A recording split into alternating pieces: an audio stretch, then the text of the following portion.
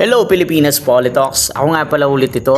Walang iba kundi si Magenta, ang iyong political analyst. So sana samahan nyo ako ngayong araw na to dahil pag-uusapan natin ngayon ang isa sa mga pinaka magandang tanong of all time. I think one of the best questions na meron tayo. Si Sara Duterte nga ba ang pupunan sa legasiya ni former Rodrigo Duterte? Magandang araw mga kababayan. Pag-usapan natin itong bagay na to. Siya ba ang pupunan sa legasiya ni former president? Alam naman nating lahat, malaki ang iniwang marka ng dating Pangulo. Especially war on drugs. Matapang na foreign policy at isang estilo ng pamumuno na hindi basta malilimutan. Pero ngayon, si Inday Sara ang nasa spotlight bilang vice-presidente at dating DepEd secretary. Tanong ng marami, kaya ba niyang sundan o malampasan ang legasiya ng kanyang ama? Dahil kung pag-uusapan natin ang bagay na to, part 1, ang legasiya ni Tatay Digong. Kung babalik natin sa sandali, especially war on drugs, medyo controversial pero naging tatak niya. Kasi ako ang tatanungin nyo, maganda tong war on drugs ni Duterte back then, ni former president. Yung tokhang niya at ang dami kong nasaksihan na sumuko during that time. Kaya masasabi ko rin na napakaganda nito. Especially ngayong panahon na to na ang dami ng mga kriminal, di ba? Tsaka ang dami ng masasamang nangyayari. I can definitely say na ito yung isa sa mga advokasya at mga ginagawa niya na gustong gusto ko. Itong war on drugs niya. Ngayon, nagkaroon din siya ng independent foreign policy. Nakipaglapit siya sa China at sa Russia. Minsan naman kontra Amerika. Itong bagay na to is depende na sa diskarte niya bilang presidente. At number 3, meron siyang strongman image. Kilala bilang matapang, diretso magsalita, walang takot kahit sino pa ang kalaban. Kaya medyo malaki yung naging pressure sa anak niyang babae, lalo't pareho silang, alam nyo na, nasa politika. So, ang ama niya na si dating Pangulo Rodrigo Duterte ay nag-iwan ng malakas na marka sa politika. Ngayon, si Sara ang sumusunod sa kanyang sariling landas at mapapansin natin may distinctive style naman siya na deserving din ng papuri. So, matibay ang political na karera. Si Sara Duterte ay nagsimula bilang mayor din ng Davao City at meron siyang 3-term mayor. Sa ilalim ng kanyang pamumuno, nanatili ang Davao bilang isa sa mga pinakamalinaw at maayos na lungsod sa Pilipinas. Pinakita niya na kaya niyang mga siwa ng malaking opisina at may kakayahang pumunan ang komunidad ng mga integridad. Kahit sa politika ng pambansa, nakatayo siya bilang respected figure, maingat sa diskarte at strategic sa pagharap sa mga issue. At isa pa, Vice Presidente or the Vice President, proactive na leader. Bilang Vice Presidente, nakikita ang kanyang proactive na approach. Halimbawa, ang pakikipag-ugnayan niya sa OFWs sa Kuwait. Nagpapakita ng malasakit sa kabuhayan at welfare ng Pilipino sa ibang bansa.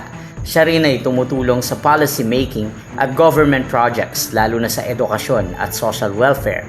Ang impeachment issue, napawalang bisa ng Korte Suprema at ipinakita niyang maayos niyang hinaharap ang legal na hamon. Pinakita nito na matatag siya at may tamang diskarte sa batas at proseso. Isa rin sa mga dahilan kung bakit gusto ko si Sara Duterte kung hindi man hahabol si Vico. Pero syempre, Sara Duterte ako. Nasa side niya ni Rodrigo Duterte. Kumbaga, sarili ko lang opinion to ha. Lagi kasing winner yung style ni Sara Duterte at alam niyang malakas sila sa tao dahil din siguro sa legacy yan ng tatak Duterte o tatak ng kanilang ama. Pero syempre, hindi naman ako solid na DDS pero may part ako na DDS ako. Okay? Kiniklear ko na siya sa'yo. Hindi ko alam kung merong term na solid o hindi, pero may part na kay Rodrigo Duterte ako sa maraming side niya. Merong hindi ako part sa side nila, pero maraming part naman na nasa side niya ako. Kasi, uulitin ko, ang mga ina-analyze ko dito is yung mga politikong gusto ko. I don't do the colors like green, pink, yellow. I'm not a fan of that. Fan ako ng mga politiko na may tira, may galaw, di ba? So, sa part 3 natin, edukasyon at pananaw. Bilang dating DepEd secretary, nagbigay siya ng boses sa mga, alam nyo na, mga critical na issue sa edukasyon, literacy, quality ng learning at curriculum development. Hindi natakot si Sara na sabihin ang katotohanan. May kailangan pang i-improve sa sistema ng edukasyon. Ang layunin niya ay gawing competitive at moderno ang edukasyon sa Pilipinas, kasama ang robotics, coding, teknolohiya para sa future-ready na kabataan. Kahit may proyekto na delay, ipinakita niyang meron siyang long-term visions at handang ayusin ang sistema sa pamamagitan ng reforms of policy proposals. At confidential funds at strategic management, ito naman ang part 4, ang 612.5 million confidential funds ay ginamit sa strategic operations at government programs na hindi pwedeng idetalya sa publiko para sa seguridad at epektibong implementation. Ipinakita nito si Sara, may responsible leadership at tamang diskarte sa sensitive matters.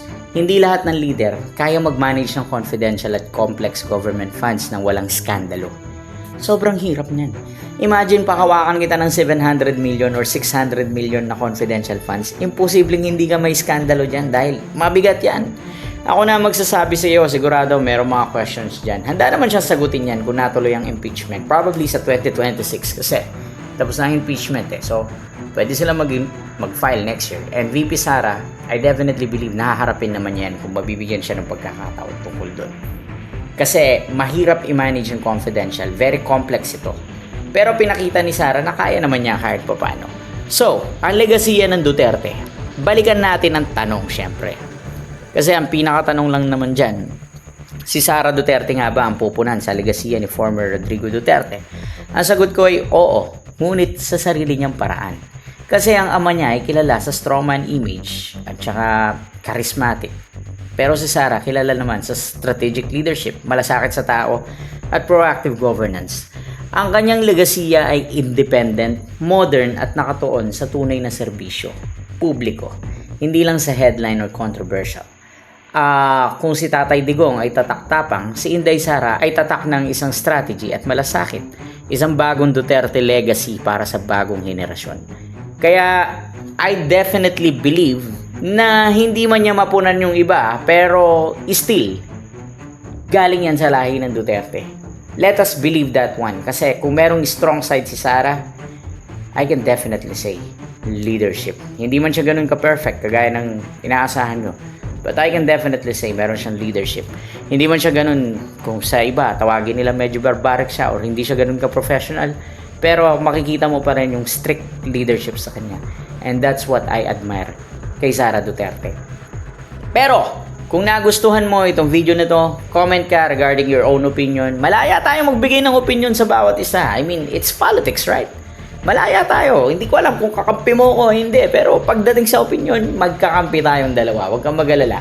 Gusto ko marinig ang opinion mo. Ilagay mo dyan sa comment section. Thanks for watching. Like and subscribe dito sa Pilipinas Politalks.